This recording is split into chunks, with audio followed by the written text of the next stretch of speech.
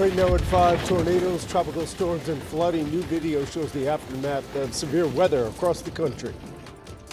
And we're keeping a close eye on your drive across North Texas. By the way, you also have that heat advisory in effect until 9 o'clock.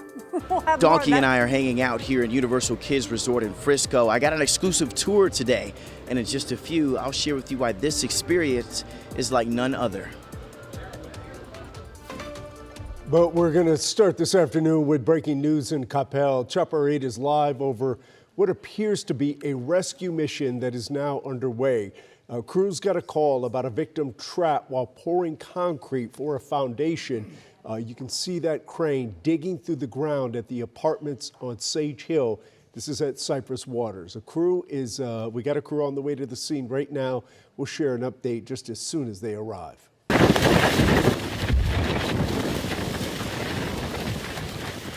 Yeah, that's the sound of some of the severe storms hitting other parts of the U.S. And this afternoon, we're getting a look at some new video from Illinois where at least 2 tornadoes were confirmed last night.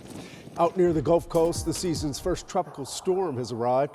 Arthur brought some heavy rain and strong winds to Louisiana. And earlier today, cars were making their way through some of the flooded streets there in New Orleans. Here's a live look from areas across the Metroplex right now in Dallas, Weatherford, Rockwall, and Denton. No storms here. Our main concern right now is the heat.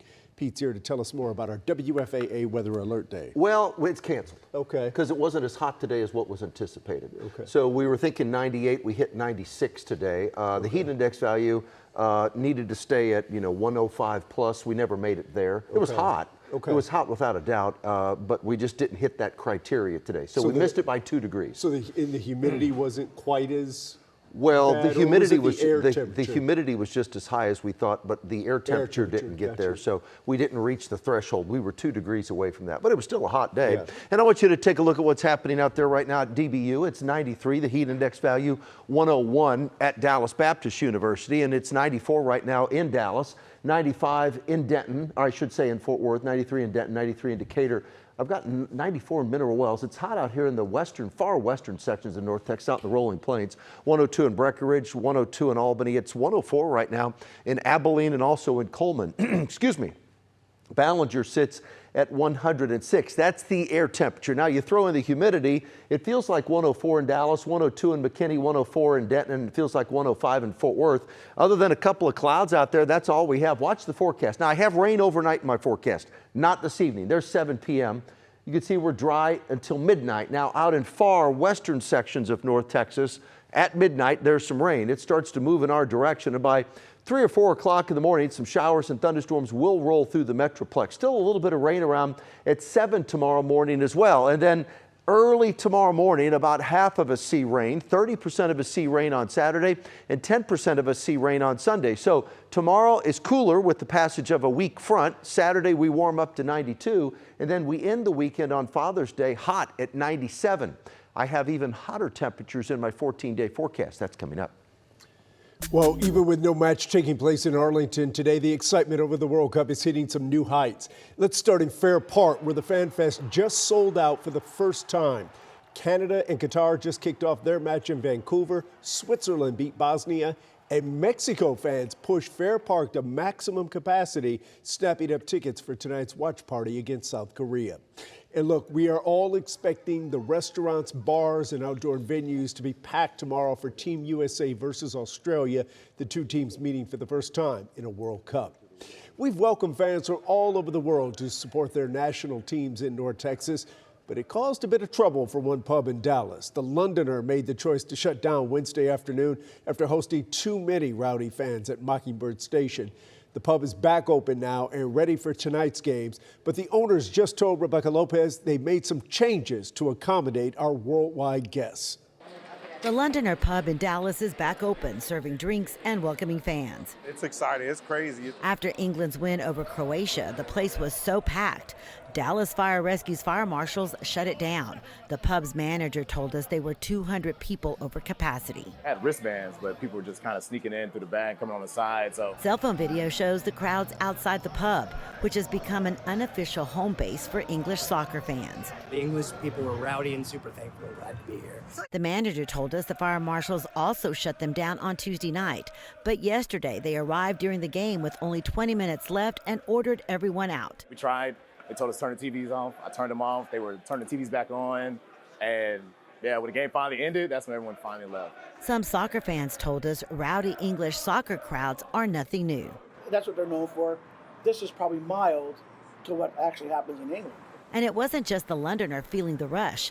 A worker next door says they had to keep restocking. We had a line of people just buying beer. My boss had to make like 3 beer runs. It was crazy. They did drink us dry. The Londoner manager says most fans were respectful, just loud, passionate, and determined to watch the match and have some fun. In Dallas, I'm Rebecca Lopez. You know, right now we're seeing watch parties pop up all over North Texas for some of these upcoming matches, and it's touching every corner of the Metroplex, from Plano to Grand Prairie, Frisco to Richardson. We've compiled a list of where you can watch with your fellow fans, so just take a look at our website, WFAA.com/soccer. Now to a new development in Dallas that could have major implications for the city's revenue. We've learned the convention center expansion is getting delayed again. The project was initially pushed back to 2029 and now won't open until 2030 at the earliest. This nearly $4 billion renovation has hit a literal roadblock with the Jefferson Viaduct.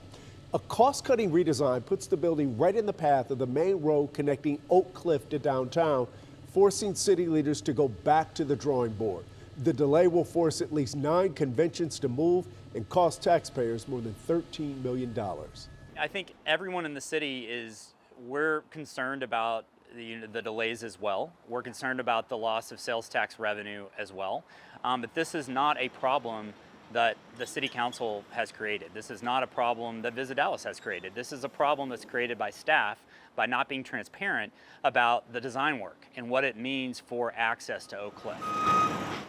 Brittany Costello just spoke with city leaders about the cost, who's to blame, and what comes next. She'll have more on this story on WFAA News at 6, right after World News Tonight. Well, the evening rush is getting underway right now, so let's get to Stacia for a look at the traffic. It most certainly is. So we are starting in the Irving area. We still have slower traffic along Loop 12 southbound, looking at it from Texas Plaza. But the northbound backup that we were watching as a result of that accident, Northwest Highway, fortunately that cleared. Now we have another backup that we're keeping an eye on. This is just to the east of downtown Dallas, and it's affecting I-30. Looks like they're just driving right away. You see the blinking lights. That's some good news, because it was, again, causing a pretty significant backup in that area. As we just saw them drive away, hopefully that means that backup here along 30. Again, it was just east of downtown Dallas, but it was affecting the westbound side of the interstate. Traffic's still heavy in that area, but hopefully it'll be easing out shortly. Another area we're watching is this along the Dallas North Tollway in the Addison area. This is D&T southbound at Beltline. You have an accident there, and that's causing a backup in North Dallas. So those are just some things to watch out for. You still have a stalled vehicle right along I-20, but it looks like they have cleared that on the westbound or eastbound side rather at I-45. Chris? All right, thanks, Stacia. We're seeing new fallout from the peace deal with Iran, which the U.S. officially signed today. Iran agreed to reopen the Strait of Hormuz and charge no fees for the first 60 days. Maritime experts say traffic is already increasing, with at least 7 ships going through. U.S. Central Command announced the end of its naval blockade as well.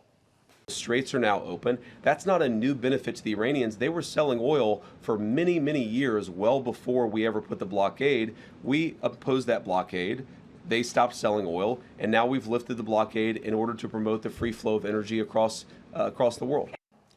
Iran also agreed to destroy or degrade its enriched uranium, but some critics claim they're receiving significant financial benefits for basically going back to the status quo. The U.S. waived all sanctions on Iran's oil shipments, and if certain conditions are met, the U.S. and its allies will devote $300 billion for rebuilding and economic development in Iran.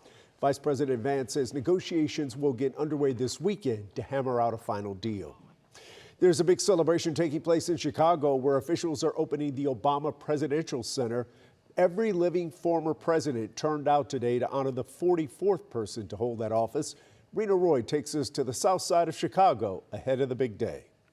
A special ceremony on the south side of Chicago today, celebrating the highly anticipated Obama Presidential Center. The grand opening event featuring a star-studded lineup of performers, including Jennifer Hudson, Bruce Springsteen, and Stevie Wonder. Former Presidents Bill Clinton, George W. Bush, and Joe Biden all in attendance with the former First Ladies, as well as the Obama daughters, Sasha and Malia. I found my purpose here, and I fortified my faith here, and I found my community here.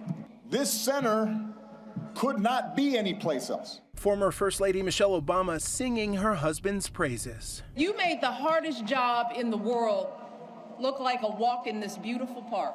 The Obama Center took about a decade and $850 million to build. The 19-acre campus features a public library, an interactive museum, a basketball court, and a park. This is your park, so you can play here anytime. ABC News getting a first look inside at the exhibits, which take visitors through the founding of the United States, through the Obama campaign and presidency. I hope this center will serve as an affirmation of just how special, how precious our democracy truly is, and remind us what we can achieve when we embrace our shared responsibilities as citizens.